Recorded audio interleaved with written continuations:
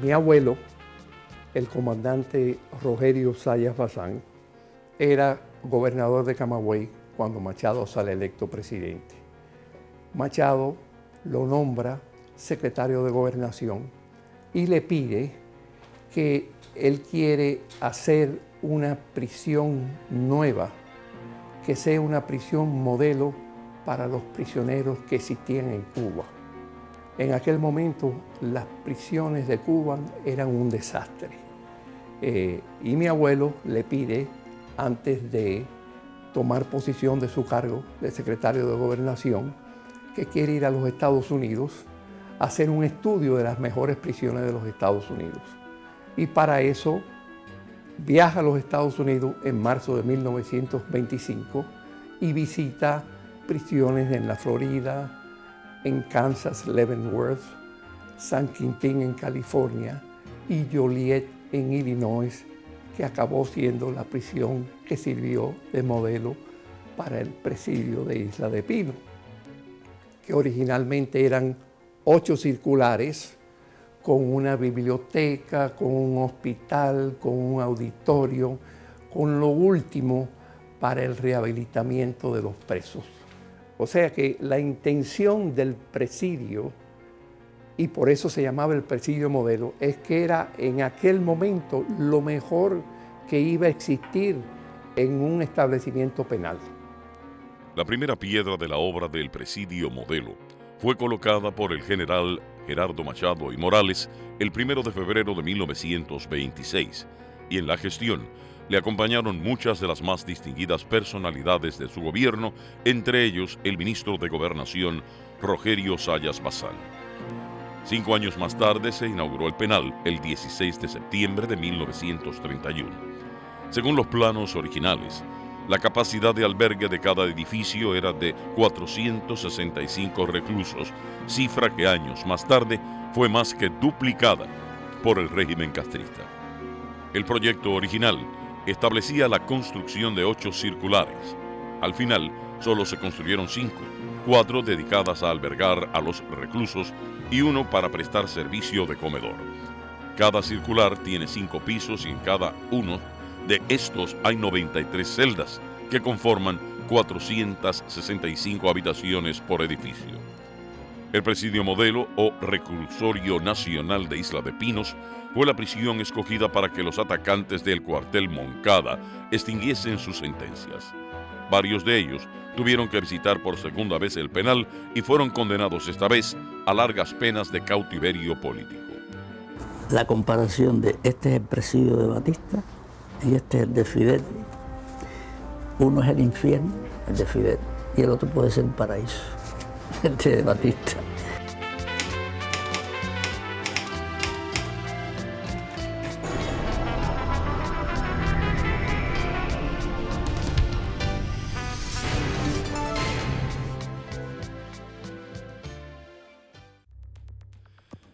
Se calcula que a partir del 1 de enero de 1959 y hasta su cierre en marzo de 1967, fueron censados en la oficina de archivos de El Penal unos 15.500 reclusos, todos por causas políticas, cifra que contrasta con los aproximadamente 22.000 presos, casi en su totalidad comunes, que habían pasado por El Penal en los 28 años previos a la llegada del castrismo.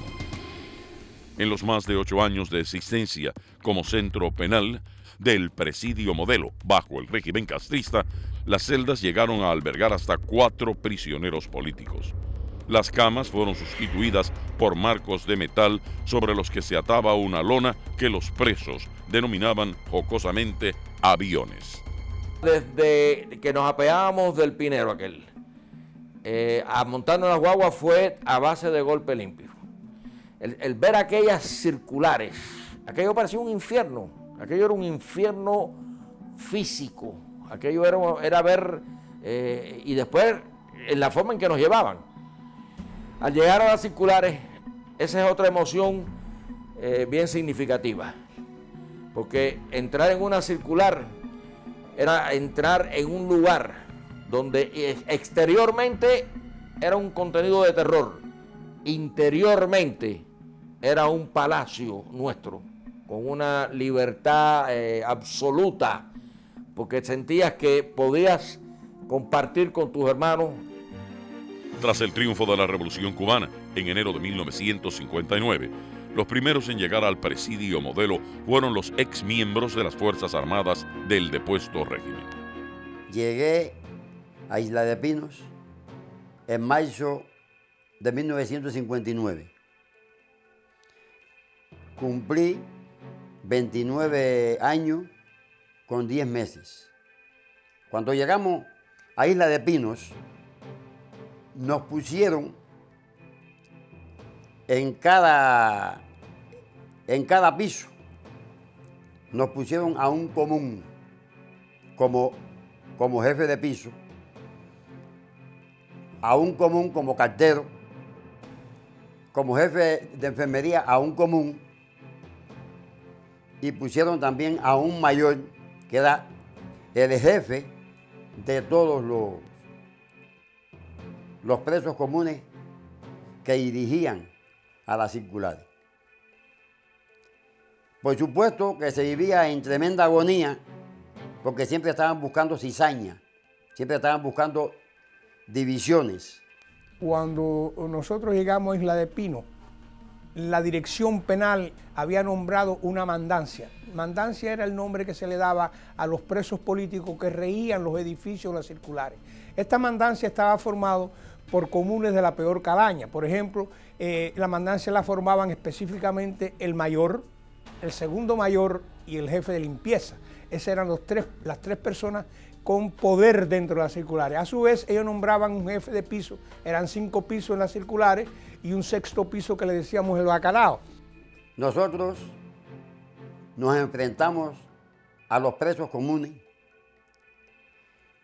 lo pusimos fuera de las circulares e inmediatamente convocamos a elecciones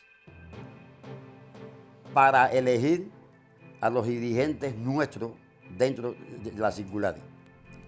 El 20 de mayo decidimos quitárnoslos de arriba.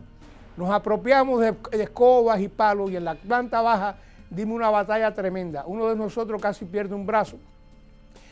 Nos dieron golpes, ellos usaban pincho y otro objeto, lo llevamos hacia la reja y lo expulsamos a todos. Dada la gritería y el escándalo, vino los jefes de interior, nos amenazó, dejamos de coder. Bueno, conclusión, se llegó a un acuerdo que fue la tradición de presidio hasta el día que nos fuimos. Lo que le dijimos al orden interior es que nosotros teníamos que gobernarnos interiormente, no íbamos a permitir a delincuentes y asesinos que nos gobernaran, y eso era lo único que nosotros pedíamos. Dentro de presidio había una vida independiente. Los presos elegían sus representantes en cada una de las circulares. Un rejero no es más que un intermediario entre el preso y los sicarios, encargado de cuando había carta llamar al que era o cuando había un paquete o cuando habían problemas, intervenir entre los sicarios y los presos y coger el primer golpe porque había que cogerlo y avisar y estar siempre a la viva para saber cuando iba a haber requisa, cuando había movimientos extraños y gritarlo bien alto: ¡es posible! Todo el mundo se ponía en atención. Todos oían al rejero porque lo respetaban, porque sabían que no le iba a echar una mentira, que le iba a decir verdades. Y había que estar atento tanto de día como de noche. El más famoso de los gritos era ¡paquete! Cuando había paquete, que no era para todo el mundo. Y el otro grito era ¡cubre para el recuento! El recuento realmente se produce 2 veces al día en presidio, por la mañana y por la tarde. Es decir, al amanecer entraba un guardia que ahora recuerdo muy famoso, que se llamaba Naranjito, el cual entraba con un sable de caballería. Él traía una tablilla y se paraba y teníamos que pararnos frente a la celda. Las celdas, pues naturalmente con el tiempo fueron cambiando. Cuando nosotros llegamos era de 2, cuando terminó el presidio llegaron a ser de 4. Teníamos que pararnos de uno en fondo y él en su tablilla traía los presos por piso. Las circulares tenían lo que le llaman una planta baja y en el centro tenían una torre donde ese guardia entraba de afuera, es decir, que no tenía que hacer contacto con los presos, pero esa torre tenía un piso circular y ese piso circular estaba a nivel del 5º piso, o sea que él podía ver toda la celda de ese piso. Las condiciones de vida dentro del presidio Modelo fueron siempre difíciles. La comida en sentido general era paupérrima. No porque había escasez del alimento, sino porque le agregaban cosas que le alteraban el sabor, así como cebo de carnero, otras cosas que la hacían incomible. Y así, según fue pasando el tiempo, la comida fue escaseando y según iba pasando el tiempo era mala. Dentro de las cosas que le agregaban, en muchas oportunidades ahí todo el mundo vio que tenía hasta pene de caballo. Eso no es ninguna, eso no es ningún hiperbolismo. Tenía huevo de toro, tenía pene de toro, hasta ratones. Pero de acuerdo con el hambre que la gente pasaba, apartaban ya esas impurezas y había que comer algo. Desde un comienzo, el régimen castrista intentó imponer planes de trabajo forzado con el objetivo de doblegar la voluntad de los prisioneros políticos. Llegó el teniente Tarrao, que era el director del penal, rodeado de un grupo de guardaespaldas y de sicarios que venían todos enfurecidos, y nos da la orden de que el enemigo estaba amenazando con invadir y que teníamos que cavar trincheras. Cuando él dio a conocer eso en la forma que lo dio a conocer, pues yo creo que, estoy casi seguro que si no fui el primero, fui el segundo que gritamos o le dijimos al teniente que no hacíamos ese trabajo. Yo recuerdo que entre los que estuvo al lado mío en esos momentos estaba un señor que ya murió, Basilio Cuellar Camejo, que era un señor de mi pueblo, que yo no sabía ni que estaba ahí en Isla de Pino en esos momentos, y fue el segundo en respaldarme a mí en mi actitud. Ahí se fueron sumando otros y comenzaron a abrir fuego por encima de nosotros y amenazarnos y enseguida las golpizas. Yo recuerdo que a mí me dieron una golpiza ese día, que el traslado del lugar ese de la dirección al pabellón de castigo, yo ni me enteré cuando recobré el conocimiento ya en horas de la tarde. Tras el fracaso del denominado Plan Morejón de Trabajo Forzado, el totalitarismo castrista impuso otro, el Plan Especial Camilo Cienfuegos, un régimen de trabajo forzado violento mediante el cual decenas de personas fueron asesinadas o mutiladas. Comenzó el trabajo forzado en Isla de Pino. Era terrible aquello. Eran al amanecer del día hasta el anochecer. El trabajo era muy violento, la agresión por parte de los militares era muy dura. Ellos habían dividido toda la población de Isla de Pino, porque nos sacaban a trabajar a todos. Éramos alrededor de unos 5.000 presos, poco más de 5.000 presos éramos. Toda la población del penal la habían dividido en bloques. Habían varios bloques por cada circular. Cada bloque se constituía de algunas brigadas. Generalmente eran 4 brigadas, aunque la cantidad era variable. Cada grupo, cada bloque salía junto y llevaban alrededor de unos 20 y pico de guardias, armados todos con fusiles, y generalmente un cabo y un ayudante. Eran 2 cabos, pero uno era el jefe y el otro era el ayudante, y nos obligaban a trabajar generalmente cortando pangola, limpiando los toronjales que habían en Isla de Pino, recogiendo las toronjas.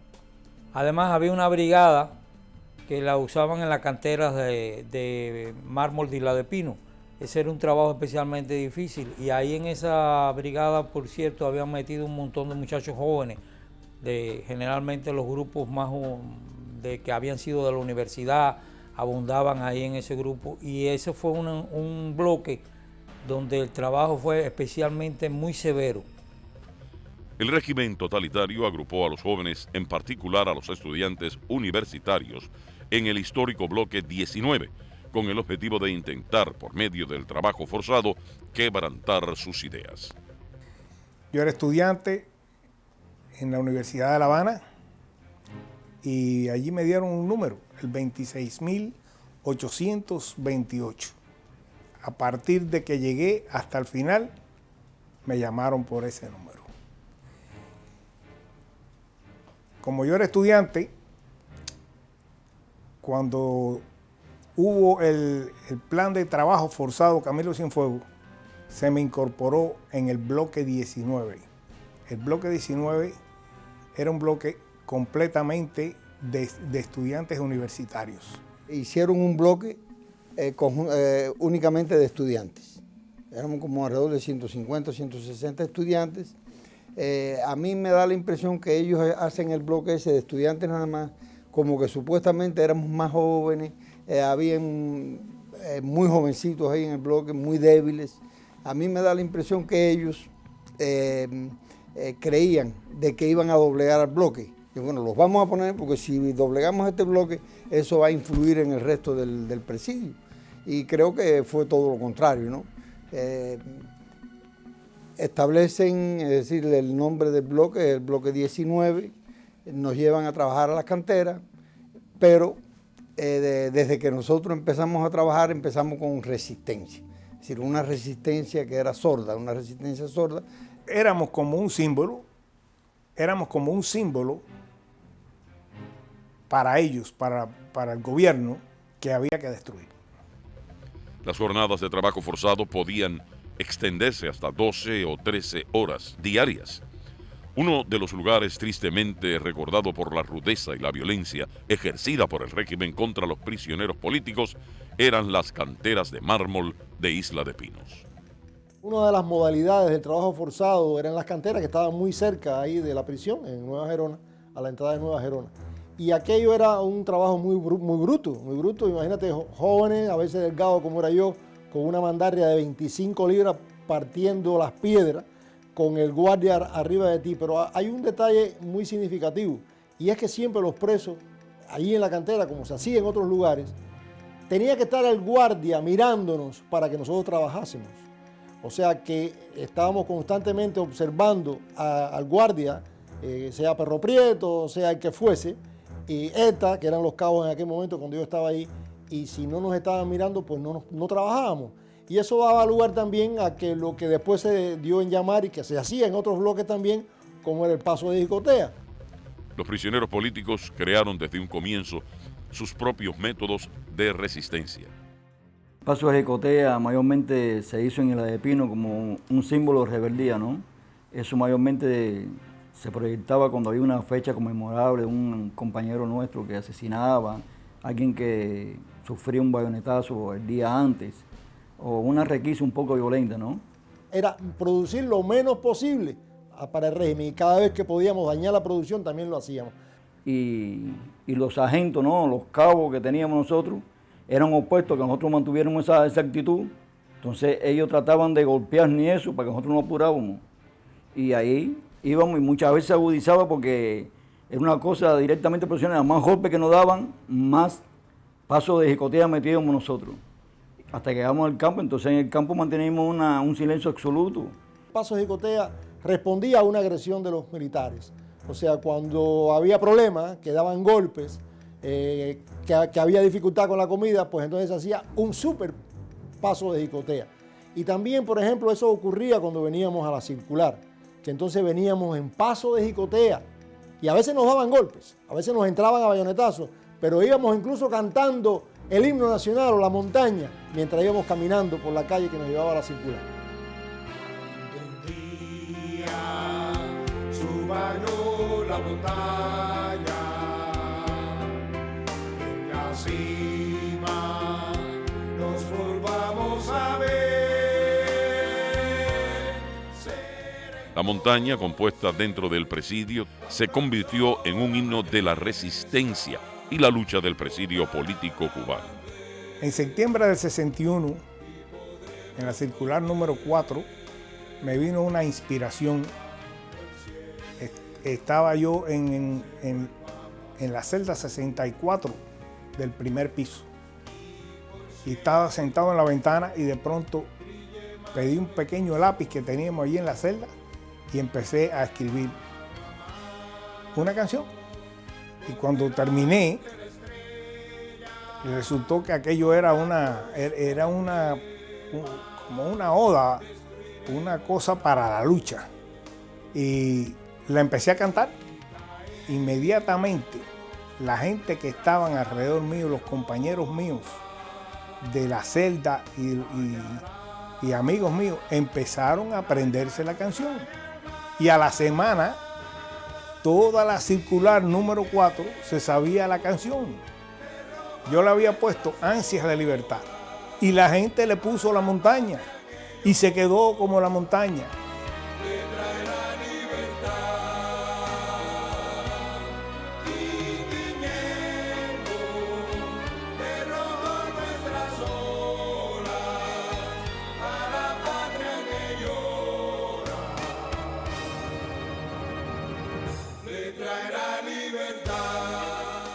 El plan de trabajo forzado en el presidio Modelo generó un término, una palabra, un símbolo que tras el paso de los años sintetizó la tenacidad, la constancia, la entrega total a la causa de la libertad del pueblo cubano.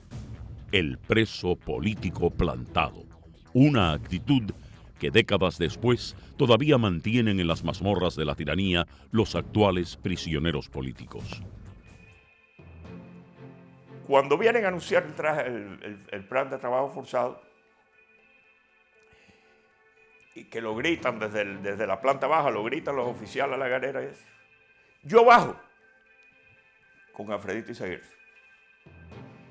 Y yo le digo, yo no voy a trabajar. Me dice, está bien. Y Alfredito dijo lo mismo. Y me estremezco recordar esto. El gran heroísmo de Alfredito Izaguirre no fue solo eso. Alfredito y yo éramos amigos ya desde la calle, ¿no?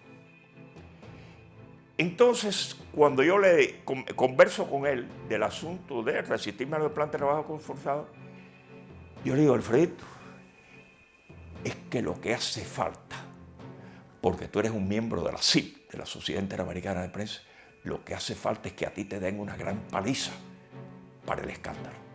Y él está de acuerdo. Desde que Alfredo salió de la fila, le dijo a Curbelo, yo sencillamente no voy a trabajar. Allí se hizo un silencio que se podía cortar con una navaja. Lo mandaron a salir de la fila, lo tuvieron fuera del rastrillo y más tarde lo llevaron para los pabellones de castigo y consiguientemente ocurrió la paliza que le dieron precisamente para ejemplarizar, para aterrorizar al resto del presidio entre las circulares 3 y 4. Allí Alfredito caía al piso y ellos seguían a machetazos y a bayonetazos con él hasta que quedó prácticamente inconsciente. Ese fue, pudiéramos llamar, el primer plante formal que hubo en el presidio con relación al plan de trabajo forzado, eufemísticamente llamado Plan Especial Camilo Cienfuegos. La brutalidad de los sicarios no conoció límites a la hora de maltratar a los prisioneros políticos. Varios hombres dejaron sus vidas víctimas de la violencia perpetrada por el régimen castrista en el presidio Modelo. Nosotros nos encontrábamos ese día guataqueando en una finca. Julio Tanteciel se encontraba a pocos pasos de donde yo estaba. él fue bayoneteado por el cabo Florentino Carmenate, más conocido por La Pinta. Fue bayoneteado y fue alcanzado en la femoral y empezó a desangrarse allí en el campo. Y entonces nosotros plantamos allí, empezamos a gritar que había que darle atención. Lo tuvieron allí un rato bastante grande y después lo trasladaron hasta el presidio. Cuando nosotros llegamos al presidio, nos enteramos de que él había fallecido por la pérdida de sangre que tuvo cuando le fue seccionada la femoral. Mi llegada a Isla de Pino, lo que más me impresionó fue la sangre, porque yo llegué un día cuando me metieron en la circular 2. Recuerdo que había un preso que regresaba todo bañado de sangre, de la cintura para abajo, lo habían bayoneteado. Ese día habían bayoneteado a Víctor Cera. Una de las primeras cosas que hice como sacerdote fue ir a verlo. Lo habían bayoneteado. La sangre fue lo que primero me impresionó de la Isla de Pino. Yo recuerdo que la sangre para mí se convirtió en algo sacramental muy fuerte porque yo rescaté, me la dieron, ¿no? Yo lo pedí y me la dieron, el plato de metal que llevaba en la cintura el Chino Tan cuando lo bayonetaron. Y entonces en ese plato que estaba empapado de sangre en algún momento, yo celebraba la misa. Yo recuerdo, y eso me será imborrable toda mi vida, cuando apeándome de uno de los camiones a la entrada del pasillo aquel central, de la calle central de ahí entre las circulares, ver como aquel guardia marihuana, creo que era, le metió un bayonetazo que después supe que era a Héctor Albor. Y para mí la impresión, porque el bayonetazo fue en el muslo por la parte de atrás, y yo nunca podré olvidar el chorro de sangre. Yo nunca he visto un chorro de sangre tan potente salir del muslo de una persona cuando le sacó la bayoneta a aquel hombre. El mismo marihuana se asustó. Eso le costó la pierna a él, se la tuvieron que cortar. El régimen tenía unos pelotones, era un grupo formado por un oficial y varios soldados que se dedicaban a entrar a las circulares y a los edificios a sacarnos, ya que nosotros hacíamos resistencia al salir, como estábamos trabajando obligados. Entonces, Porfirio va subiendo por la escalera. Porfirio era el sargento, jefe del interior en ese momento, y va subiendo la escalera con varios de sus genízaros atrás de él. Y entonces se encuentra con Ernesto, que va a bajar del cuarto para el tercero. Y entonces ellos vienen agitando con las bayonetas en las manos, y con una pistola en una mano y la bayoneta en la otra. Y vienen agitando a la gente. Entonces él le dice a Ernesto viene bajando con un desayuno, con su desayuno. Y entonces le dice, baja rápido, cuando baja no quiero encontrarme contigo. Entonces Ernesto no le hizo caso y siguió bajando. Pero entonces él viró al momento. Cuando él vira, se encuentra con Ernesto enseguida. Y entonces saca una discusión con Ernesto. Empieza a discutir con Ernesto. Empieza a replicarle. Entonces él saca la bayoneta y le hunde la bayoneta en el estómago. Yo estoy entre el tercer y segundo piso, en la escalera, lo estoy mirando. Entonces, Ernesto va a caer, se aguanta el estómago y el asesino me han matado. Y se queda aguantándose del pasamanos de la escalera. Entonces, empieza la gritería, empezamos nosotros a gritar. Y para que no le siguiera dando. Entonces en ese momento Adolfo Alfaro sube y le grita, oye, déjalo quieto. Se lo quitamos y lo bajamos. Vamos por la escalera y lo sacamos afuera del edificio. Se fuera del edificio, estaba la mayoría del personal. Entonces lo hacen formar en el grupo de trabajo, o sea, la brigada. En ese momento nosotros formamos un plante, porque ellos querían que fuera a trabajar. Ernesto se está quejando de dolor y las manos, saliendo la sangre por las manos, ahí, perforado. Después nos enteramos que el bayonetazo fue 13 perforaciones en los intestinos, producto de lo cual murió 3 días después, o sea, el día 9 de agosto de 1964. Empezaron a tirarnos, a tirotearnos en el campo. Cuando nos estaban tiroteando, muchos de nosotros, la gran mayoría, dijimos que no nos íbamos a tirar al suelo, que si moríamos íbamos a morir de pie. Entonces, cerca de mí, caer a Eddie Álvarez Molina. A poco rato vi caer a Dani Crespo con un tiro en el abdomen, que murió después de varios días. Fue llevado herido para el presidio y murió después de varios días. Y René González Guerra fue herido también ese día allí. Después que se terminó ese ataque que nos hicieron, nosotros nos quedamos allí en el campo y empezamos a tirar piedra, a tirarle piedra a los guardias que estaban armados. Como a la hora de eso, sentimos un ruido ensordecedor y cuando miramos era que venían un batallón completo, un batallón con camiones, tanquetas de guerra que nos rodearon con los camiones y las tanquetas de guerra y batallones con bayoneta calada. A nosotros que éramos en ese momento 70 y pico de hombres, solamente con piedras en la mano y ya con 2 muertos y un herido en el campo. Ellos empezaron a volvernos a tirar para obligarnos a llevar, que nos querían llevar hacia los camiones para trasladarnos a la prisión. Y nosotros empezamos a tirarle piedra a ellos y ellos tiro con nosotros y nosotros piedra con ellos, hasta que al fin fuimos a los camiones, montamos en los camiones y muchos de nosotros nos habíamos quitado la camisa y habíamos manchado la camisa nuestra con la sangre de los compañeros nuestros que habían caído. Y entonces cuando pasamos por Nueva Gerona, las camisas de muchos de nosotros se las tirábamos al pueblo que estaba en la orilla de las calles, porque nosotros íbamos gritando lo que pasaba. Le tirábamos las camisas nuestras al pueblo y el pueblo cogía las camisas y las miraba, que estaban llenas de sangre. Cuando llegamos al presidio, todos nuestros compañeros que ya se encontraban en las circulares ya sabían de que habíamos tenido muertos y que habían heridos que habían traído también antes que traernos a nosotros. Empezaron a cantarnos el himno nacional y a aplaudirnos. Y yo sentí una emoción tan grande en ese momento que ese era un momento en que yo estaba más dispuesto que nunca a dar mi vida por la libertad de mi patria. Un elemento común dentro del presidio fue la capacidad de los prisioneros políticos de fortalecerse espiritualmente. En la vida espiritual del presidio es porque tú no tienes nada, porque tú tienes que buscar una salvación constante, porque tú tienes que sobrevivir cada día, porque tú tienes que confiar en alguien que esté más allá de ti mismo.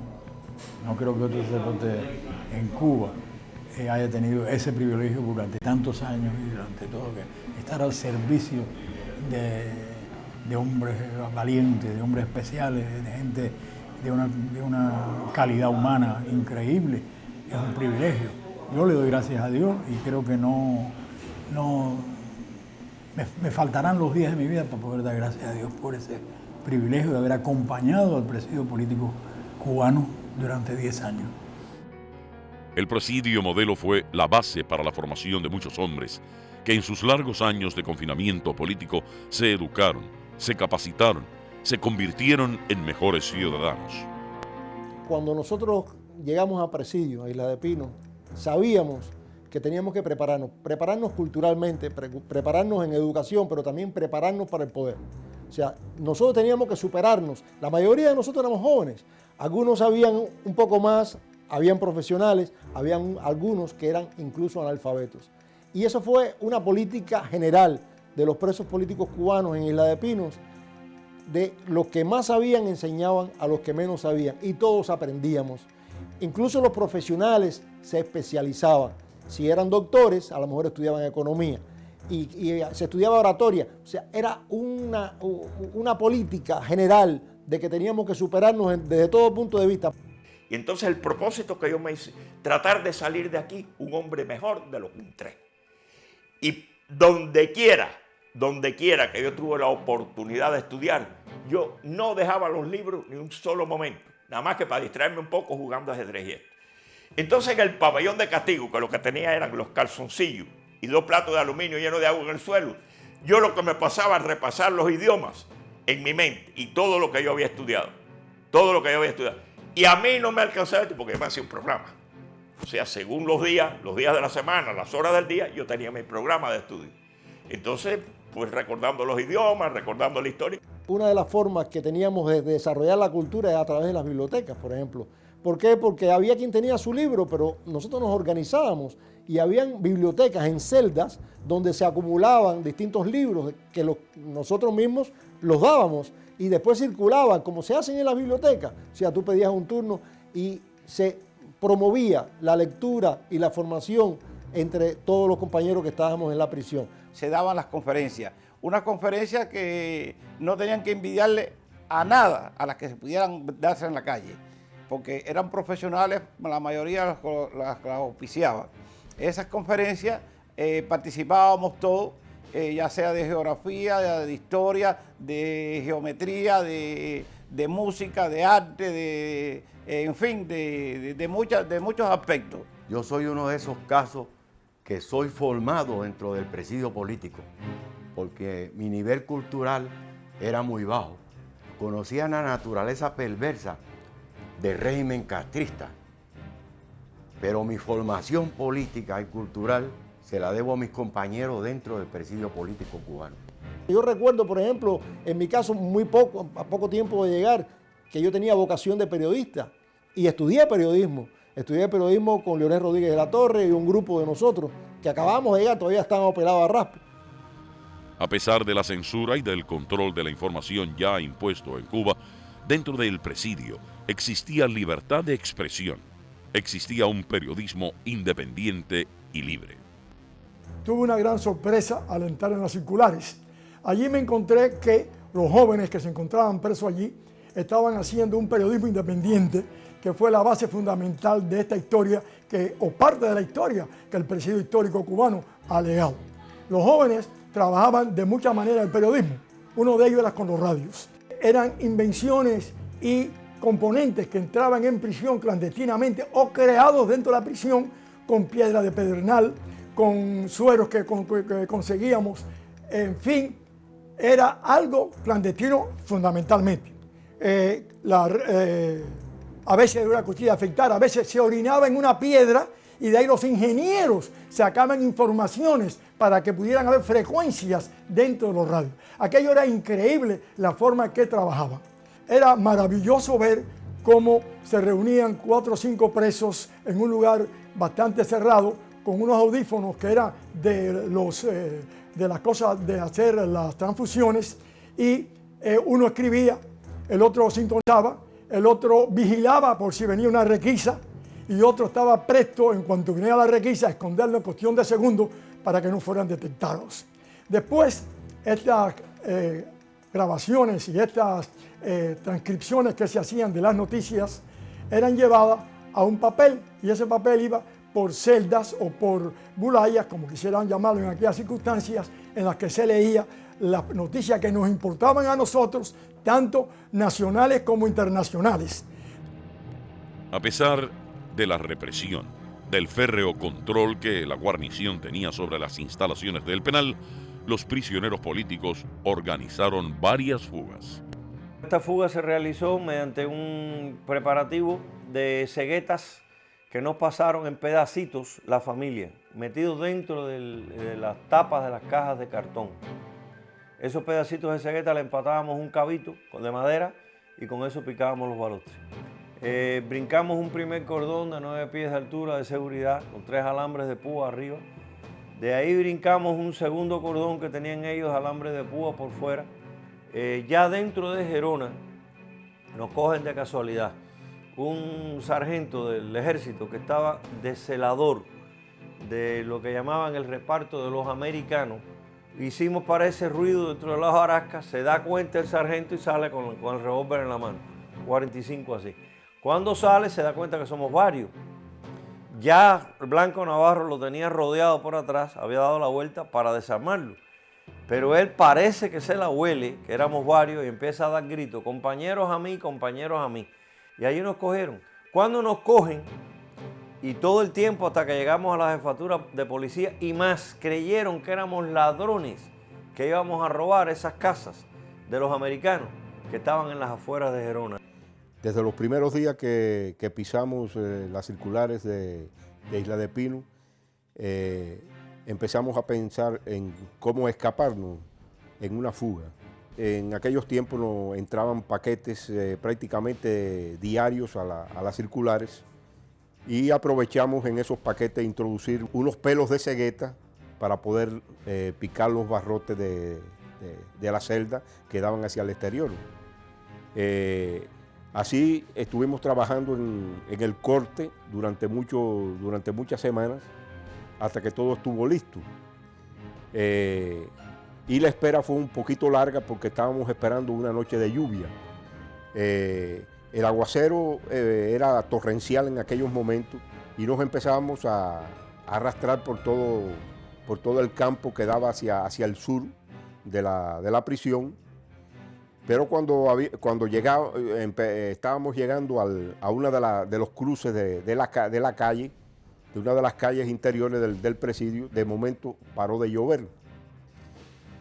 Y la circulación de la guarnición empezó a moverse normalmente. Y cuando fuimos a cruzar esa calle, fuimos sorprendidos por un sargento que dio la voz de alarma.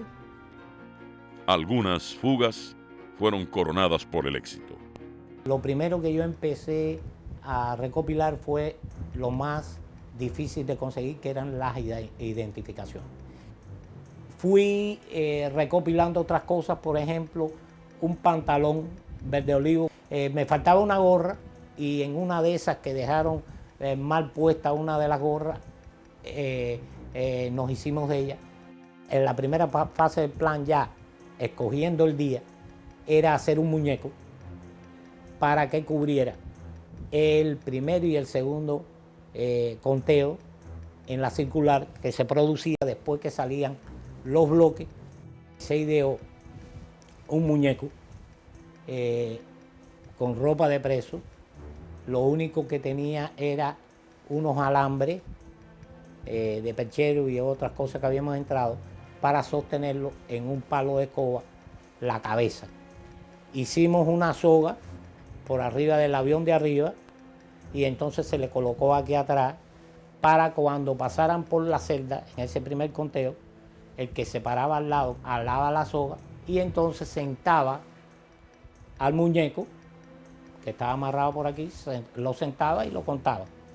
Llegada la fecha de la fuga, que fue el día 2 de junio de 1966, a las 5:30 a 6 menos cuarto de la mañana salía el primer bloque y en ese salí yo con el grupito que me iba a ayudar a hacerme un coro afuera y poderme quitar la ropa. Me saqué los hilos del pantalón y la camisa, que ya estaba preparada para eso, y me quedé con el pantalón verde olivo, el pullover que lo había teñido, que no tenía la P, lo había teñido de verde olivo, y la gorra. Estaba hecho un militar completo. Habían, yo diría, 50 o 60 guardias. Yo me mezclé con ellos. Todos eran más o menos de mi misma edad, 20 y pico de años, en esa época. Y yo me fui caminando por todo el comedor. Cuando llego al muelle de Nueva Gerona, donde estaba el Pinero, me dan la mala noticia que el Pinero estaba con roturas y que no iba a salir. Pero que iba a salir un yate que estaba allí a las 5 de la tarde. Con mucho desespero esperé la hora, me paré en la cola a la hora fijada y me monté en el yate. Y llegué a La Habana exitosamente por la noche ya. El dolor y la angustia de los prisioneros políticos era solo superado por el que padecían sus familiares. Millares de madres, padres, esposas e hijos viajaban desde los puntos más distantes de Cuba hasta llegar al surgidero de Batabanó y desde a Isla de Pino en los ferries Isla de El Tesoro y El Pinero para poder ver, tras meses de desesperanza, durante apenas 2 horas a sus familiares. Viví muchas experiencias y muchos maltratos y vejámenes de la policía política del régimen cuando íbamos a las visitas. Desde que salíamos de nuestras casas íbamos controladas por el gobierno comunista con un telegrama que solamente dejaba pasar 2 familiares por presos políticos. Y entonces nos empezaban a requisar todo lo que llevamos. Solamente nos permitían en cada visita alrededor de 12 a 15 libras de alimento. Entonces cuando llegábamos al guardia que nos estaba requisando los alimentos, a veces nos miraba los alimentos y decía, esto no pasa, porque no pueden pasar pollo, por ejemplo. Y bueno, pues entonces hacíamos así y nos esquivábamos hasta el otro que veíamos que no estaba botando el pollo, que nos dejaba pasar el pollo. Entonces íbamos hacia el otro guardia que lucía ser un poco más flexible. Pero si llevabas ahí un poco de carne de puerco, ese guardia te decía, esto no pasa porque es carne de puerco, y te la botaba allí mismo. y nosotros viendo con la necesidad que teníamos de conseguir las cosas para ellos, y la necesidad que tenían ellos y el hambre que estaban pasando, ver botar aquellas pilas de comidas allí que eran necesarias para ellos. Nos requisaban todo el cuerpo, unas milicianas que habían allí, y prácticamente que nos desnudaban, y hubo ocasiones hasta que nos mandaron a abrir las piernas para mirarnos hacia adentro. Eso fueron una de las vejaciones más grandes que yo he podido soportar en mi vida para poder ver un familiar preso en Cuba.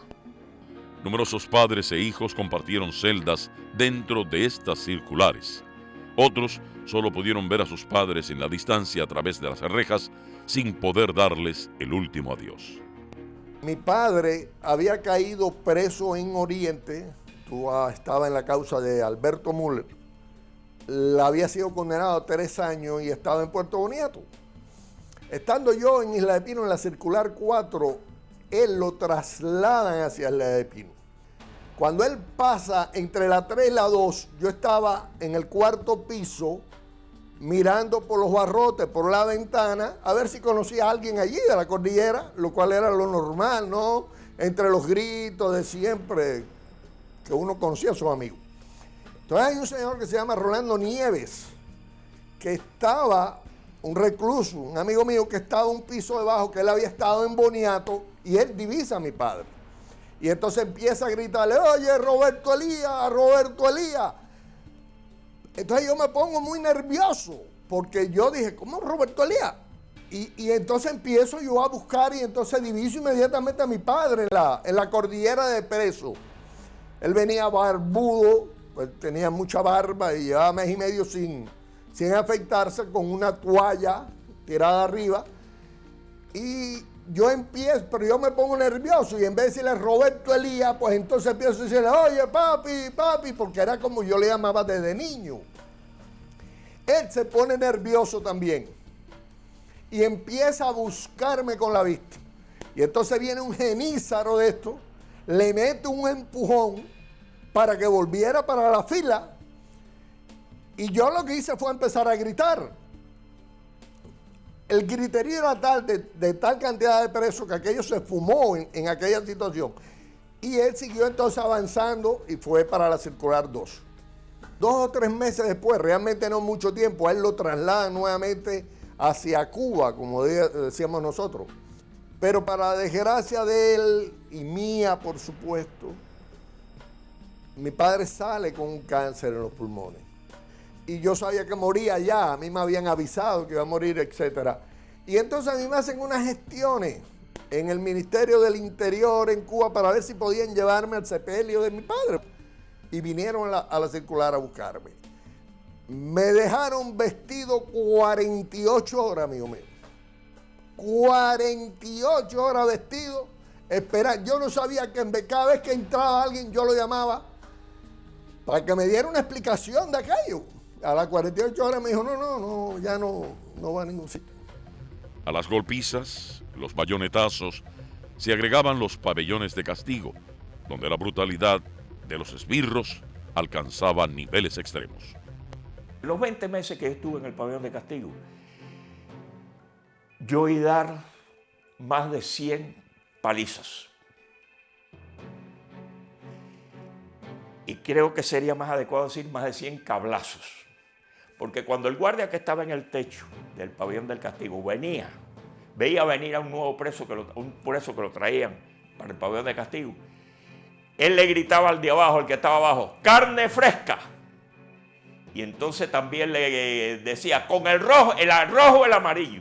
El rojo o el amarillo es porque le pegaban a los presos con unos cables de electricidad que tenían una cubierta plástica, o roja o amarilla. Y por eso yo decía el rojo y el amarillo. Yo oí dar allí más de 100 palizas en esos 20 meses. La dirección del penal pretendió establecer un sistema de atención médica que respondiera a sus intereses, sin importar las necesidades médicas de los prisioneros enfermos.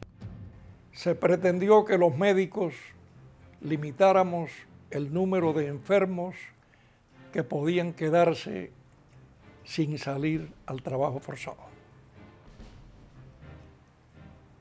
Aquello fue motivo de discusiones con ellos, hasta que llegó un momento que les hicimos saber que nosotros no podíamos constituirnos en médicos represivos de nuestros compañeros. El médico militar, aún no terminada la consulta, pasaba a las 9:30 o a las 10 de la noche y de allí escogía 10 pacientes, que era lo que estaba permitido que se quedaran, sin haberlos visto, sin tener la menor idea de cuál era realmente la situación de los que quedaban en la circular. Pero esa fue la disposición que dio el señor director del hospital. Yo tuve un problema porque yo pertenecía al bloque 10, a la brigada 36. El jefe de ese bloque era un sargento llamado Bayán. Una vez yo le planteé a él que me encontraba enfermo, que ese día no iba a trabajar, porque me encontraba enfermo, mal. Y él me dijo que no, que tenía que ir a trabajar así. Yo le dije que no. Él me atacó con una bayoneta y me hirió acá, en el pecho y en la mano. Los compañeros míos vieron cuando estaba, como yo estaba echando sangre acosado, y dos compañeros míos a los cuales recuerdo con mucho afecto y le debo mi vida. Uno es Ricardito Crufón y otro Pérez Corso. Se metieron entre el sargento y yo, me arrastraron y me montaron en el camión. En ocasiones, la crueldad de los sicarios conducía a los prisioneros políticos a plantar al trabajo forzado. Yo vi que mi situación era muy mala. Hablé con un amigo mío, compañero también, en la circular 3 en Isla de Pino, que se llama Heriberto Bacallao, y decidimos: Bacallao, aquí lo mejor es morir de una sola vez. Vamos a plantar a no trabajar, a negarnos a trabajar. Yo veo que Campeón empieza a darle golpe a uno de los estudiantes, yo creo que le decíamos el Morito, uno de los estudiantes más sencillos. Entonces me salí de la fila, clavé el pico en el piso, en la tierra, y dije: no trabajo más. Entonces dice, Girón viene para que tú no vas a trabajar, y habla por la bayoneta. Pero en ese momento Ricardo Vázquez también sale: yo no trabajo más tampoco, y clava el pico en el suelo. Entonces empieza a picarme con el estilete por aquí, por las piernas, y a darme con la bayoneta. Corre, y corre. Y yo no corría. Y yo veía que a Ricardito Vázquez lo cogió Campeón con un guayabo, con el gas, y le estaba dando, yo de reojo veía lo que le estaban haciendo a Ricardito. Que a Ricardito Vázquez le habían dado tanto golpe por la espalda, que eso era la espalda era así. Entonces dijimos, Ricardito y yo: no vamos a comer. No vamos a comer, para demostrarle a ellos de que nosotros estamos dispuestos a ir hasta las últimas consecuencias. Y entonces, efectivamente, cuando viene la comida, no queremos comida. Nos negamos a comer, empezaron a pasar los días, nos amarraban en las camas, ¿te das cuenta? Con los camastros ahí, nos pasaban la sonda por ver, y así estuvimos como 50 y pico días. Es decir, fue más o menos el proceso, que sin comer, lo que comíamos era lo que ellos nos daban cuando nos amarraban. Roberto López Chávez y Fulgencio Rangel plantan al trabajo. Le dan tal paliza descomunal, pero bestial, que ellos deciden declararse en huelga de hambre. Permanecen en el edificio 5 un tiempo. Nosotros comenzamos la huelga esa, estamos unos días, persuaden porque no sigamos en la huelga, porque está López Chávez y ellos ya habían empezado unos días antes, y se para aquel movimiento. En ese momento yo decido no trabajar ya de todas maneras, por la vía ya del plante. Entonces me voy para el pabellón, planto un día, el 11 de julio del año 65, me llevan para el pabellón. Digo, antes del pabellón ese día me sacaron para la mojonera, que era donde se llevaba a los plantados. Y entonces allí empieza una golpiza de esa horrible dentro de todos los excrementos, de todas las circulares, el edificio, las barracas de la guarnición, es a donde iba a parar todo el excremento ese. La mojonera era uno de los procedimientos predilectos por los sicarios del régimen castrista para intentar humillar y amedrentar a los prisioneros políticos. La mojonera era uno de los recintos que ellos les gustaba meternos de castigo en ellos porque era tan repugnante, tan inhumano, porque era ahí donde iba a parar todos los excrementos, todas las heces fecales, todo lo putrefacto que salía de presidio iba a parar allí. Cuando nosotros por primera vez nos metimos, aquello era una miasma densa que no se podía ni caminar. Y veíamos los partículas, fragmentos de excremento que salían debajo, flotando, etcétera, etcétera. Aquello estaba plagado por hierbas acuáticas como macillo cortadera.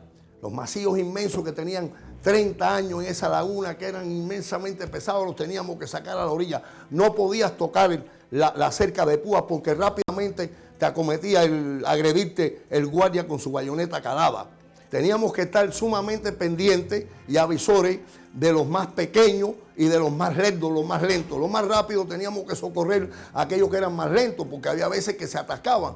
Y de los pequeños más todavía porque aquello tenía un suelo irregular por el tiempo que se hizo, que no se hizo con los aparatos actualmente, se hizo con dinamita. Y había veces que tú ibas caminando y de pronto ¡brut!, te encontrabas y te hundías. Y al hundirte figuramente te tapaba la cara. Recuerdo sinceramente aquel día un muchacho de Sagua la Grande, de una talla muy, muy pequeña, serían escasamente unos 5 pies, media pulgada, en uno de los vacíos, eso el fondo irregular que ella tenía, se hundió y cuando corrimos a él ya había hasta inclusive bebido de esa agua asquerosa. Entonces se le metió en los ojos, en el afán de salvarse, abrió los ojos y esas aguas le inundaron los ojos, de los cuales perdió la vista. Un recurso extremo de resistencia de los prisioneros políticos fueron las huelgas de hambre.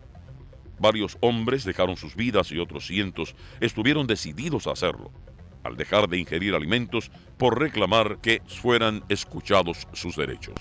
Roberto López Chávez le empieza la huelga de hambre, está un tiempo determinado en el edificio 5 donde se le pasa sonda y al cabo de los meses lo llevan para el pabellón de castigo, inclusive detrás de la celda mía.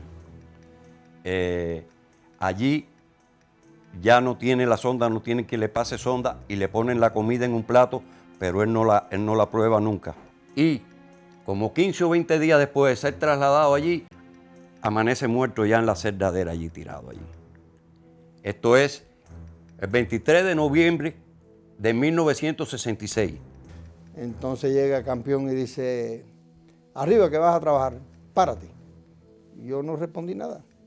Párate que vas a trabajar. Y entonces metió la bayoneta en la nalga y empezó a empujarla diciendo, arriba, párate bravo que vas a trabajar. Cuando la bayoneta tocó el hueso, le dio una vuelta dentro de la herida. Ahora yo hago el cuento y no sé cómo un ser humano puede resistir eso, ¿no? Entonces ya cuando él ve que yo ni así, porque es que yo creo que yo me autosugestioné, me autopreparé, me autohipnoticé. Y entonces eso sí, sacó la bayoneta y le dijo a la gente, yo oía que el camión tenía el motor encendido. Y yo pensaba, ahí es donde me van a llevar a mí. Entonces, bueno, pues efectivamente sacó la bayoneta, dijo, bueno, ok, vamos a llevarlo. Y ahí en los calabozos estuvimos varios meses con otros que habían plantado ahí. Creo que en total fuimos como 16 los que plantamos trabajo forzado.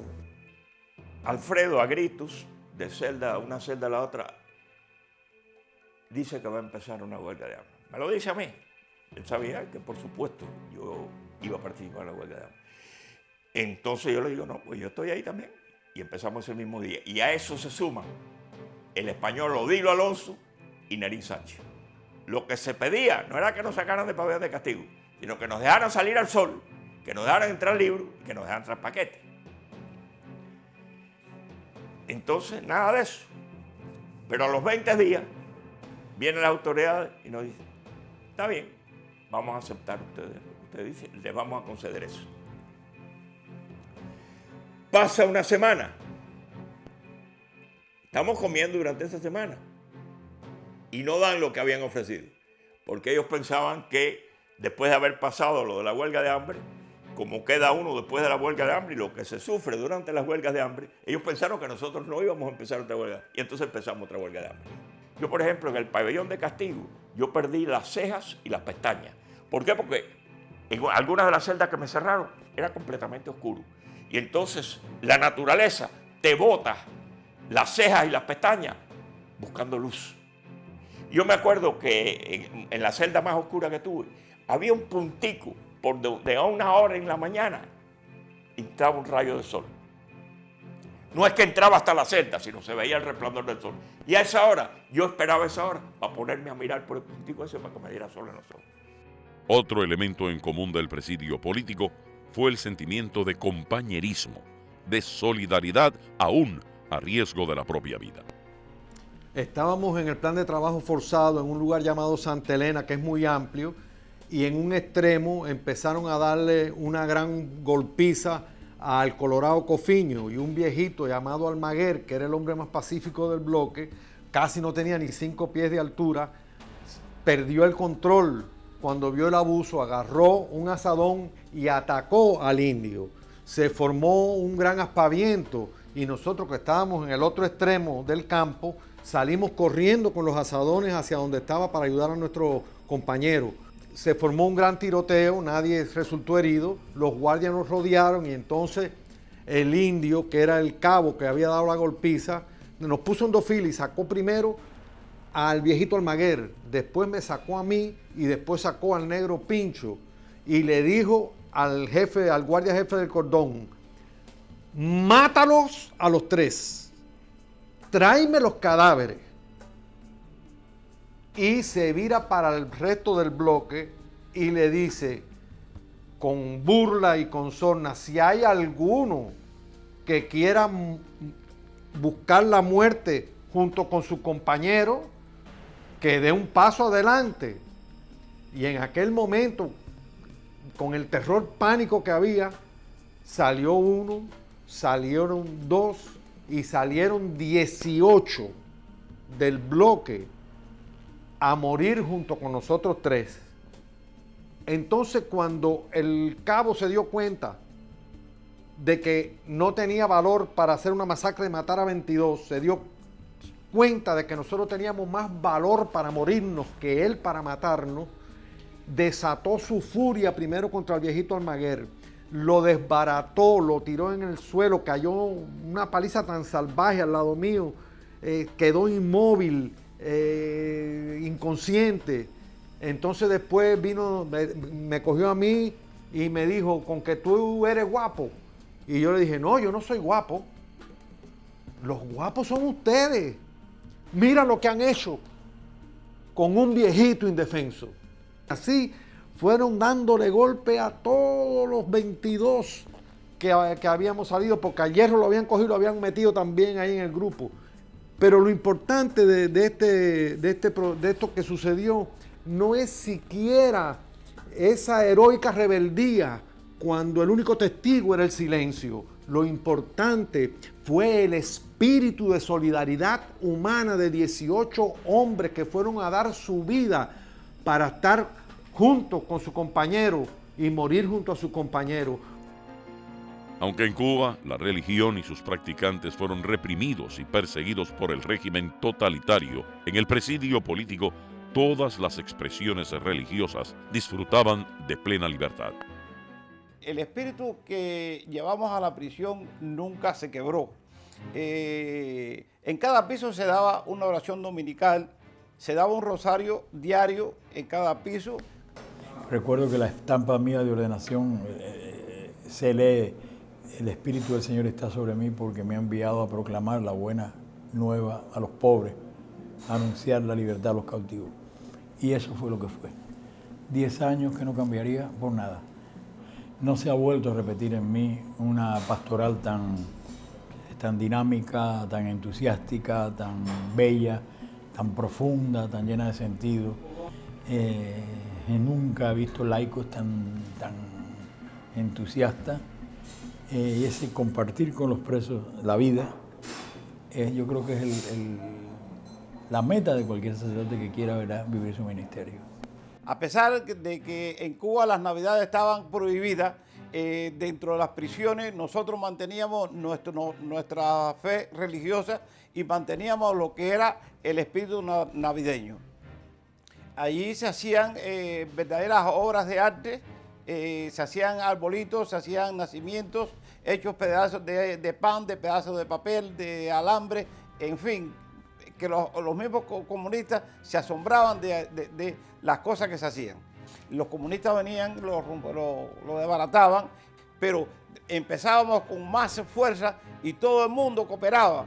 Los creyentes y no creyentes volvían a ayudar para que eso luciera mejor que como había quedado anteriormente.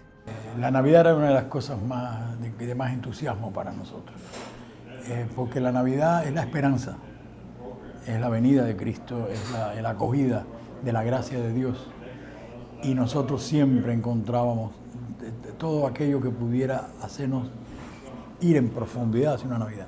Hacíamos estampitas, postalitas de Navidad o tarjetas de felicitación, hacíamos rifas, hacíamos una cenita especial, con lo poco que teníamos y guardábamos, poníamos de acuerdo, o sea, todo, absolutamente todo. Uno de los actos más horrendos perpetrados por el régimen fue el intento de genocidio al pretender volar las instalaciones del presidio con toda la población penal. La guarnición colocó en los sótanos o túneles de las circulares, como les decían los presos, miles de libras de explosivos. Se aparecieron en las circulares, en las 4 circulares, unos camiones tapados con lonas. Llegaron a las circulares y empezaron a bajar unas cajas de madera. Después empezaron con unos aparatos, unos martillos, parecían unos martilletes. Empezaron a abrir, no se sabe lo que estaba pasando, se sentía que estaban abriendo unos huecos en el túnel de la circular. Se terminó el ruido aquel y un guardia en el rastrillo llegó y dijo, lo que ustedes estaban pensando y que lo que estaban pensando que si era dinamita, sí era dinamita. Y nosotros vamos a volar toda esta mierda aquí con todos ustedes. A cada circular se le pusieron soterrado en los sótanos aproximadamente una cantidad de 3.500 libras de trinitrotolueno, que es el nombre del TNT, se abrevia TNT, activados por 3 sistemas: cuerda detonante o prime cord en inglés, sistema eléctrico de cable con fulminantes y sistema de detonación por simpatía. Porque lo que hacía era que en cada columna de la circular, tanto para adentro como para afuera, habrían 3 huecos en esta forma, 3 huecos, ¿no? Y entonces eso lo rellenaban con los tubos de dinamita, eran así, y como unos conos, los metían ahí, le metían cemento y le ponían un poco de C4, como un cuadrado así de C4, a donde iba a ir el detonador para detonar el resto de la TNT. Para desactivar los explosivos, los prisioneros rompieron el piso de la planta baja o construyeron vías rudimentarias que les permitían acceder hasta donde estaban las cargas. Se reunió ingenieros, arquitectos, carpinteros, de todo había allí, se reunieron para ver qué se podía hacer. Entonces se llegó al acuerdo que se iba a hacer un túnel debajo de una de las escaleras. En el medio tiempo de que esto se estaba preparando, logramos en una visita que el movimiento 30 de noviembre me mandara una cámara. Cuando Edmundo Amado Consuegra y el que les habla, entramos allá abajo, íbamos con la cámara pequeña, la cámara necesitaba claridad, allá abajo no había apenas claridad, porque habían sellado las ventanas que daban para afuera y las que daban para adentro con planchas de acero. Entonces, pero con nuestro esfuerzo, poniéndola a darle bastante claridad, la aguantábamos, el obturador lo aguantábamos, logramos tirar esas fotos que están ahí. Era aquello de vender cara a nuestras vidas, que fue nuestra determinación desde un principio. Y se formaron comandos en cada circular de 6, 8 hombres máximo, un grupo de vigilancia y otro grupo operativo que hacían la labor de jugarse la vida día a día, noche a noche. A veces entrábamos de día, a veces entrábamos de noche. dentro de estos túneles para desconectar ese explosivo. Y al mismo tiempo, cada vez que veíamos un cartucho demasiado aislado, como para que no se dieran cuenta, o en un grupo demasiado nutrido para que no se dieran cuenta, sustraíamos ese explosivo y con eso se prepararon bombas en cada circular. 15 o 20 o 30 cartuchos de TNT y pedazos de gelamita para activarlo, para hacerlos más potentes y más fuertes, para defendernos, vender cara a nuestras vidas. Si, por ejemplo, se producía otra invasión de Girón o había algún intento de ataque o alguna oportunidad por parte nuestra, necesidad por parte de ellos, según lo planteaban, de eliminarnos físicamente. El túnel era un hueco de 30 por 30. Se buscó era como una tabla o un cartón, se tapó aquello. Se tapaba, todos los días se tapaba. Entonces había mucha tierra, o sea, como moho, cosas sucias. Entonces era como un agua, se tapaba aquello ahí. Nadie, tú lo mirabas ahí y nadie sabía lo que había un hueco ahí. Y se llegó a fin y se llegó a cortar la dinamita. Pero uno de los planes que había era tener cortadas en el primer piso varias celdas, la reja de varias celdas, con el objetivo de cuando esta situación de emergencia se produjera, saltar un grupo de gente que se estaban entrenando para eso, saltar afuera. Entonces un grupo acordamos que si se iba a producir la voladura del local por la dinamita, pues nosotros no nos íbamos a quedar de brazos cruzados. Y entonces nos confabulamos para empezar a picar barrotes en varias celdas del primer piso. La celda específica esta, que fue la causa motora de todo lo que ocurrió en la Pacífica, era la celda donde vivía Héctor González, Abel Branly y otra tercera persona que no recuerdo el nombre ahora. Entonces esa celda estaba fácil después que se quitaran los barrotes, pues lanzarse uno para afuera y morir afuera y no morir dentro. Cuando llegan, cogen las celdas que estaban picadas y entonces nos tenían en el corral y fueron a buscar a la gente que vivía en esas celdas. Cuando llaman a Héctor, que van a sacar a Héctor, inmediatamente un grupo de nosotros decimos que Héctor no tiene nada que ver con los barrotes, que nosotros fuimos los que picamos los barrotes y que nosotros somos los responsables de eso y que por lo tanto tienen que llevarnos para el pabellón a nosotros y regresar a Héctor. Y nos dijeron que los que no quisiéramos ir para la circular, que nos quedáramos para el final. Nosotros, por supuesto, como que teníamos que mantener el planteamiento que habíamos hecho, nos quedamos alrededor de un grupo de 15 personas en el corral. Me ve a mí el oficial que yo estaba entre los y me dice, sal tú para afuera. Y cuando yo salgo para afuera, sin ningún motivo, él me agrede, ¿no? Entonces cuando me agrede, pues yo me enfrasco con él, empezamos a rodar por el suelo, el grupo de nosotros empieza a lanzarse todo, ellos ya refuerzan la guarnición y ahí comienza un tiroteo, que aquello fue increíble, y de ahí llevarnos a todos para las celdas de castigo. Y ahí fue donde vino la situación esa de que mucha gente se solidarizaron con lo que nos buscaron y dijeron, bueno, pues yo también, y ahí fue donde empezó la cosa de la requisa y empezaron a darle golpes a la gente que se iban para los pabellones y a los que quedaban allí protestando, y ahí fue que vino la huelga. La resistencia de los prisioneros políticos provocó reacciones brutales por parte de la guarnición. Una de ellas fue una requisa paradójicamente conocida como la Pacífica. La idea principal era que la guarnición no entrara a las circulares.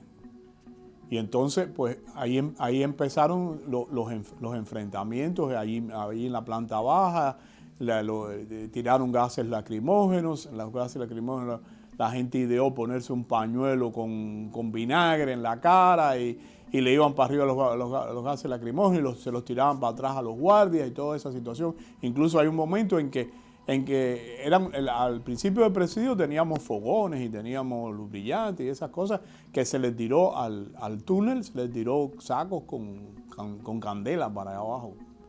Entonces, una situación bien violenta. Y entonces, al cabo de los 3 días fue que vino el jefe de presidio, que era el teniente Tarrao, y fue que dijo que se iba a hacer o sea, que iban a entrar las circulares de manera pacífica. Por eso es que fue el nombre de la Pacífica, y la Pacífica fue que amanecimos rodeados con un cordón de ametralladoras, había tanques, había de todo ahí afuera, y entonces entraron a las circulares, mandaron a todo el mundo para la planta baja, los redujeron a un espacio mínimo allí, y fueron por los pisos y lo botaron todo y acabaron con todo, y entonces sacaron gente de eso fue para todas las circulares, sacaron gente de todas las circulares, los mandantes, individuos con cierto nombre y todo eso, y los llevaron a todos para los pabellones. Muchos de nuestros compañeros se volvieron locos, porque esto tenemos que pensar que no fue un problema de una noche, de un día. Fue muchas noches, cientos de noches, o cientos de días, padeciendo la tortura el terror donde en cualquier momento, por cualquier accidente, incluso podíamos haber volado. Violando cualquier disposición judicial, el régimen totalitario trasladó al presidio modelo a cientos de hombres sin haberles realizado un proceso penal. 21 de ellos fueron nuevamente retornados a Cuba y fusilados luego de habérseles efectuado un juicio sumarísimo. Era una norma en aquella área, que era un área de operaciones del Escambray, el hospital de Collante, que mandaban a la gente para Isla de Pino sin estar condenado. Ya había pasado una cordillera el 24 de diciembre de los grupos de Condocinesio y Porfirio. Después hubo otra en febrero, y la más grande, que fue la nuestra, que fue el 8 de mayo, o sea, unos días después de la invasión. Así que si sumas todo eso, en esa situación habíamos más de 700 gente en presidio sin tener condena. Llegaron allí a fines de junio del 63. Dijeron: este personal que se va a llamar Que Nadie Salga Uno por Otro. Y llamaron 23. Nos sacaron en avión para Santa Clara. Y en Santa Clara nos trajeron otra petición fiscal diferente a la que nos habían dado al principio. Sacaron a Pate Plancha y a Aquilino Cerquera solo y los llevaron a un lugar, le hicieron un juicio sumarísimo, público de eso ahí, y los fusilaron. Nos dijeron: bueno, hoy es el día de fusilamiento, le vamos a dar la última comida. Y nos sacaron para que viéramos las cajas de los dos que habían fusilado. Empezaron el juicio de día. Por la tarde nos enseñaron el camión con las cajas que tenían preparado para nosotros. Cuando terminó el juicio dijeron pena de muerte por fusilamiento para todo el mundo. Se fueron a apelar, se fueron a tomar un café. Cuando viraron del café ya venían con el papel ya de fusilar a la gente. Ellos les ratifican la pena de muerte a 19. Ellos excluyen a Romayor, que era el más viejo del grupo, Eladio Romayor y Díaz, y a mí, que tenía en esa edad 20 años. Ellos sacaron 3 a fusilar primero. La gente empezó a darle viva Cuba Libre, baja el comunismo, y sacaron 4, y después sacaron el grupo completo y los ametrallaron allí. De aquellos 19 hombres que fusilaron aquella noche, más de la mitad eran campesinos y negros.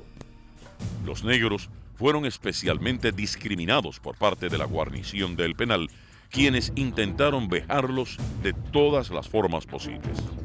Un negro que se recibía peor trato en las requisas, en la copisa, que un blanco.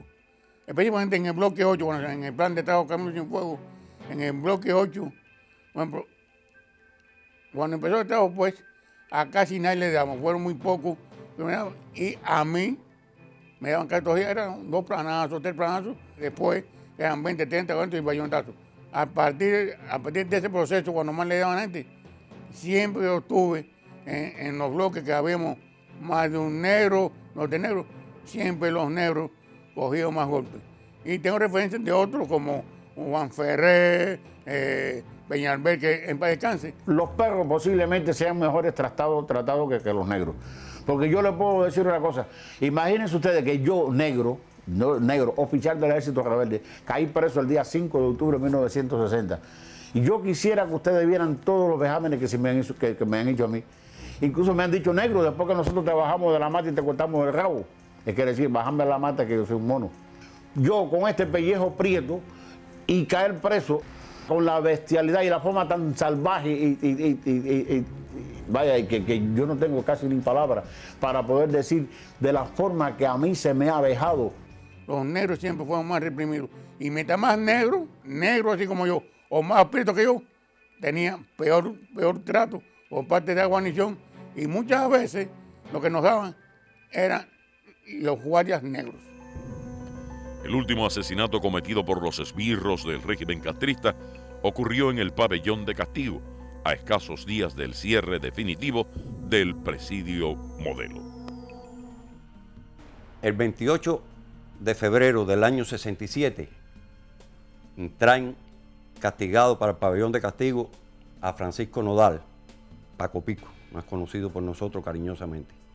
Estaba de rejero en el edificio 5. Nos viene a comunicar contento de que íbamos trasladados para Cuba ya, que ya habían llegado cordilleras de comunes y lo estaban metiendo en la circular 3 y todo, qué sé yo, qué sé cuándo. Pero entonces él quiere que le digan por qué lo han llevado, porque no hay motivo ninguno para que se lo lleven ahí para el pabellón. Y entonces deja de comer. Esta dejada de comer lleva a que el cabo, que había matado ya a Julio Tan Tercier en el campo de Isla de Pino, es el que está de posta allí cuando él llega. Y cuando llega la celda de Paco Pico le pregunta, ¿y tú qué haces aquí? Dice Paco Pico, no sé. ¿Y si por qué tú no comes? Dice, no, porque hasta que no me digan precisamente por qué yo estoy aquí, yo no voy a comer. Dice, que tú no vas a comer. Y le digo, tú te tienes que comer esa comida. Dice Paco Pico, no voy a comer nada. ¿Quién te dijo eso a ti? ¿Quién eres tú? Y ahí discuten. Entonces sale afuera y trae un muchacho del servicio militar obligatorio, que son las postas que tienen allí, y le dice que monte el arma en el vestíbulo del pabellón. Va a la celda de Paco Pico y le dice, tú vas a ver ahora si tú vas a comer o no. Dale para acá. Y lo saca. Lo saca allí, lo lleva al vestíbulo y dice, ¿qué te pasa a ti? ¿Tú eres guapo? ¿Qué te pasa? Que tú lo que eres un M también. Y entonces Paco Pico le dice, no, M eres tú. Y y qué sé yo, qué sé cuándo. Ahí él ala por el machete y cuando le va a dar le dice al chiquito del servicio militar, dispárale. Y entonces el chiquito le dispara un tiro que lo coge arriba del cuello así, atravesado así. Cae Paco Pico, un silencio tremendo. Y como a los 5 o 10 minutos se oye el teléfono que está llamando él a la dirección. Oye, aquí un recluso se me reviró y el posta le tuvo que disparar. El orgullo, la satisfacción del deber cumplido, de haber ofrendado los mejores años de sus vidas en pro de la libertad de su pueblo, es un sentimiento que caracterizó a quienes durante los más de 8 años de existencia del presidio Modelo, bajo el régimen castrista, divisaron el sol y mantuvieron firmes sus ideales desde los barrotes de las circulares. El recuento nuestro de presidio es el recuento de haber pasado sin odio, haber pasado con el amor abierto cada vez más a la humanidad y además consciente de que la razón real política y social es de nuestra parte y que el futuro también, aunque no lo veamos nosotros, es nuestro, ha sido y lo va a ser. La fe en el futuro, la resistencia y la fuerza en las convicciones de los prisioneros políticos vencieron a los planes del régimen totalitario.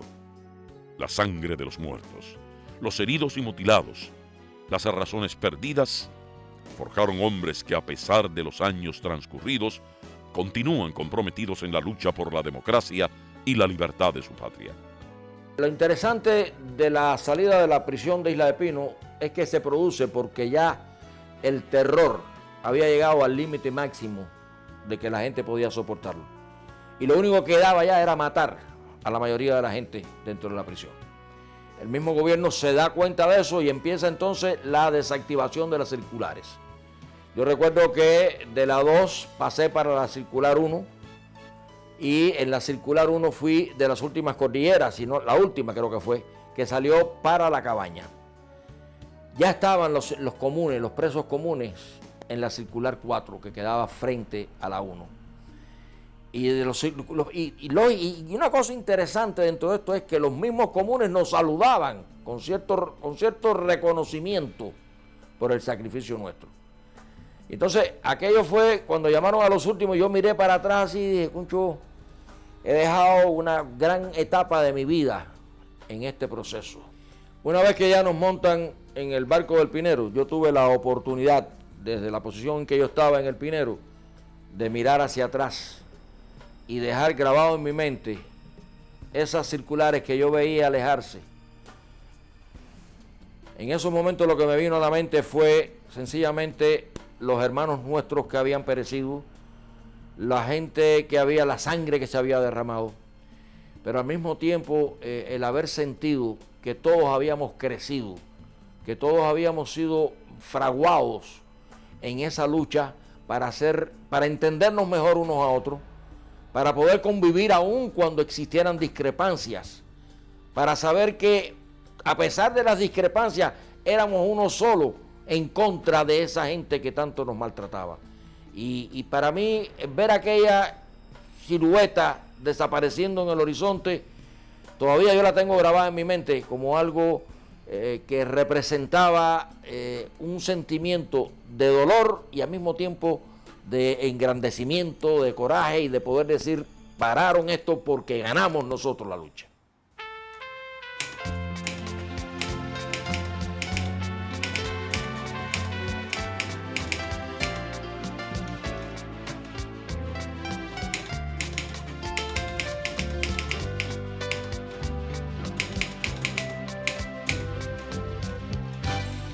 Isla de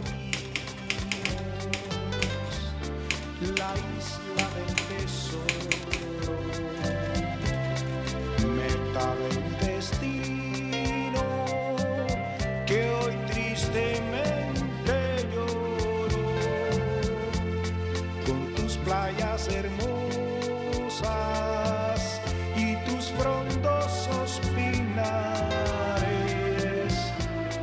tanta belleza encierra la mano del Señor. Aquí en mi celda, los días y las noches, rosario interminable de mi profundo dolor, un corazón que llora por los seres queridos que allá en mi Cuba están pensando en mí. Estoy condenado, pero siempre valiente. Soy nostalgia recordando el ayer.